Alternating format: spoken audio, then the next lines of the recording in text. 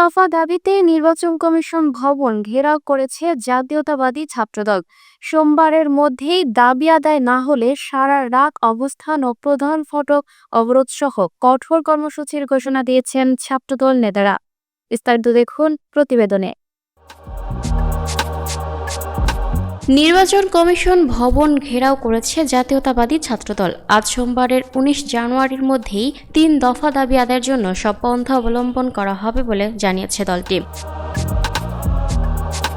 ছাত্রদলের সভাপতি রাকিবুল ইসলাম রাকিব জানান, আজকের মধ্যেই ৩ দফা দাবি আদায়ের জন্য সব পন্থা অবলম্বন করবে ছাত্রদল। প্রয়োজনে সারারাত অবস্থান করবে এবং মূল ফটক অবরোধ করবে।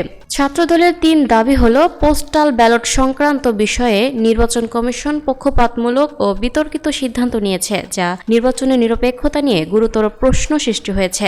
একটি বিশেষ রাজনৈতিক গোষ্ঠীর চাপের কারণে ইসি দায়িত্বশীল ও যুক্তিসঙ্গত সিদ্ধান্তের পরিবর্তে হঠকারী ও দূরদর্শিতাহীন সিদ্ধান্ত গ্রহণ করছে, যা কমিশনের স্বাধীনতা ও পেশাদারিত্বকে প্রশ্নবিদ্ধ করছে। বিশেষ রাজনৈতিক দলের সরাসরি প্রভাব ও হস্তক্ষেপে শাহজালাল বিজ্ঞান ও প্রযুক্তি বিশ্ববিদ্যালয়ের ছাত্র সংসদ নির্বাচন সংক্রান্ত বিষয়ে নির্বাচন কমিশন নজিরবিহীন ও বিতর্কিত একটি প্রজ্ঞাপন জারি করেছে, যা বিশ্ববিদ্যালয়ের গণতান্ত্রিক চর্চার জন্য উদ্বেগজনক। Lucky Akter, up to date news, Dhaka. প্রিয় দর্শক, এই ছিল আপ টু ডেট নিউজের সর্বশেষ আপডেট। পরবর্তী আপডেট সবার আগে পেতে আপ টু ডেট নিউজের ফেসবুক পেজ এবং ইউটিউব চ্যানেলের সাথেই থাকুন। ধন্যবাদ।